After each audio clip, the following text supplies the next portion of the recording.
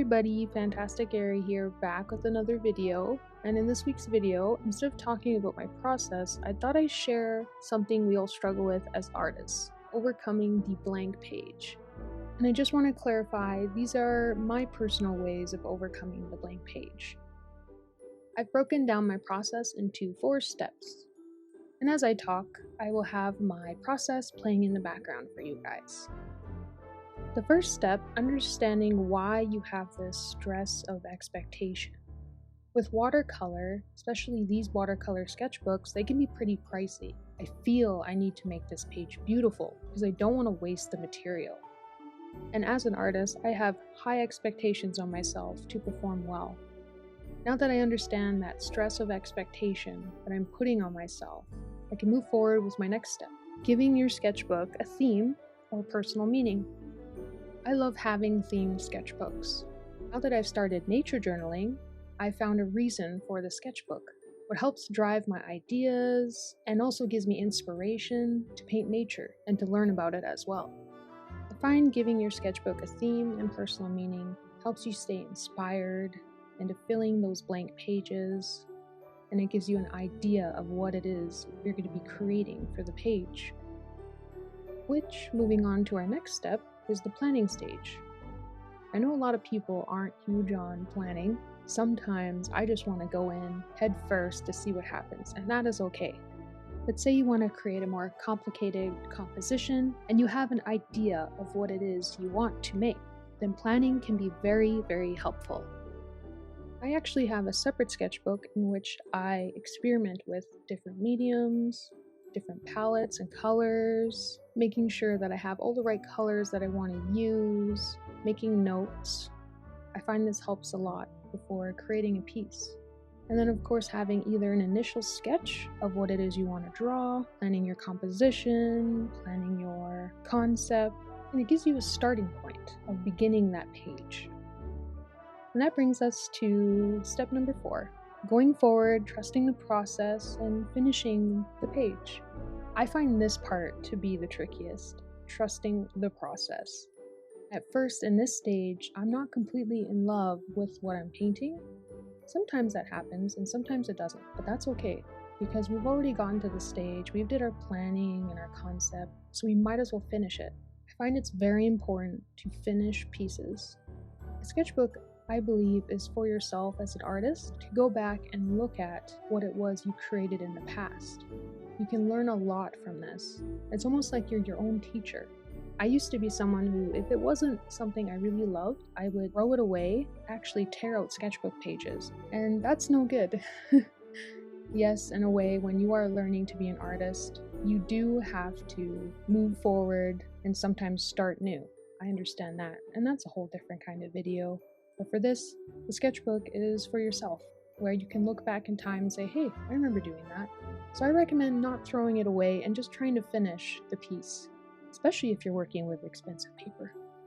So definitely trust the process and keep going, finish the piece, and then you can move on to the next page. And then in so many years, you can look back and say, hey, I remember painting that, and you'll have a different perspective of it. Now I'm going to do a recap of my personal 4 steps that I use to help me overcome the blank page. Step number 1, understanding why you have this stress of expectation. Understanding why you're stressed out about starting a blank page can help you move forward in the creation process. Personally, I get a little stressed out because watercolor sketchbooks are expensive, so I don't want to waste the paper. And I feel like I have to create something beautiful, as that's the expectation I put on myself as an artist. Once I understand why these things make me stressed out, it's kind of a relief in a way, and I feel a little bit silly, because this shouldn't be holding me back from creating. Step number 2, giving your sketchbook a theme and personal meaning.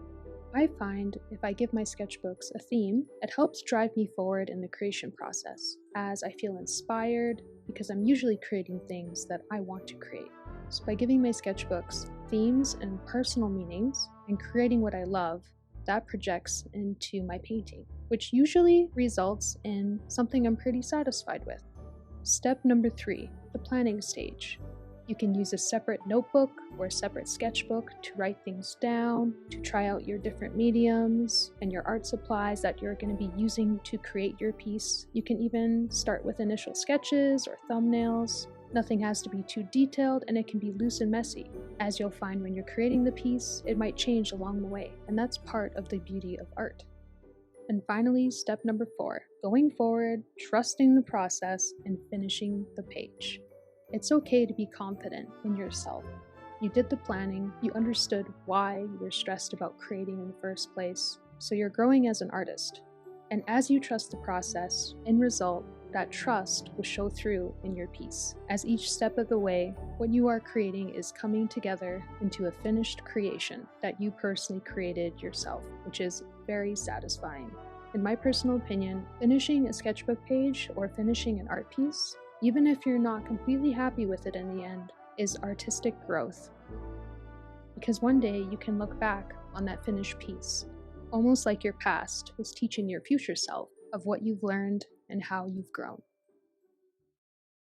The Twinflower is a delicate, low-growing, evergreen subshrub famous for its distinct pairs of nodding, bell-shaped, pinkish-white flowers.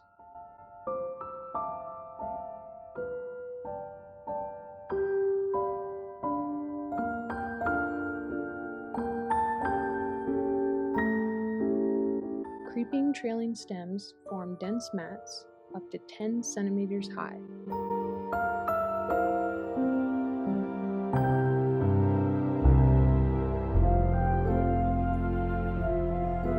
Habitat is moist, shaded coniferous forests, bogs, and mossy alpine slopes across the northern hemisphere.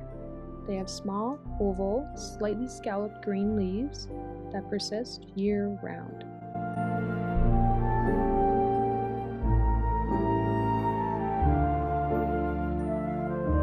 Fragrant 5-lobed bells that droop downwards in symmetrical pairs. This is my personal process in overcoming the blank page, but I hope I'm able to reach out to people and help them in their journey in filling a sketchbook, blank page, canvas, and I'd like to share my final thoughts on this page that I've painted, of vlog number 3 of this nature journal. I really like how I've used the opaque, sparkly kind of watercolor look when I mixed it with the pinks and the greens and the purples, trying to give it a whimsical feel. And I'm still leaning more towards an academic fantasy aesthetic, so I've been working on that. I do love the colors, and I do like how the plants turned out. They're definitely a little bit more exaggerated in color than the realistic version. I found these little flowers growing on one of my walks one day and decided to use them for this video.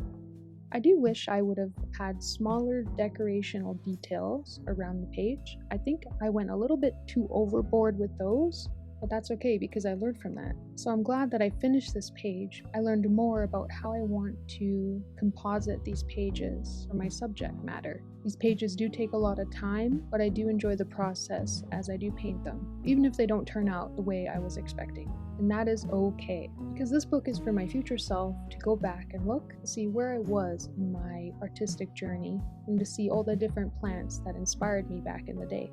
And moving forward, I'm excited to paint more pages, and I promise to myself not to tear any of these pages out of this beautiful watercolor book. Thank you so much for watching, guys. I really appreciate it. I appreciate all the comments down below, and like I always say, they really do make my day, and I try to respond to everybody.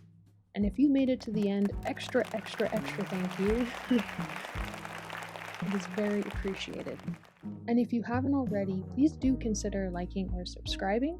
It really does help this channel out. And if you want to further support me, I have a Patreon account where you can become a free member and you get weekly art updates as well as weekly nature photos. I also have an INPRNT shop where you can purchase some of the artworks I've done thus far, and you can find me on all the social medias in the links in the descriptions below. Video uploads are Friday, in which I'm alternating my tiny sketchbook tours and my nature journal videos. Alright guys, this is where I'm going to say see you for now. Thank you again for watching. I'll see you next week. Bye bye!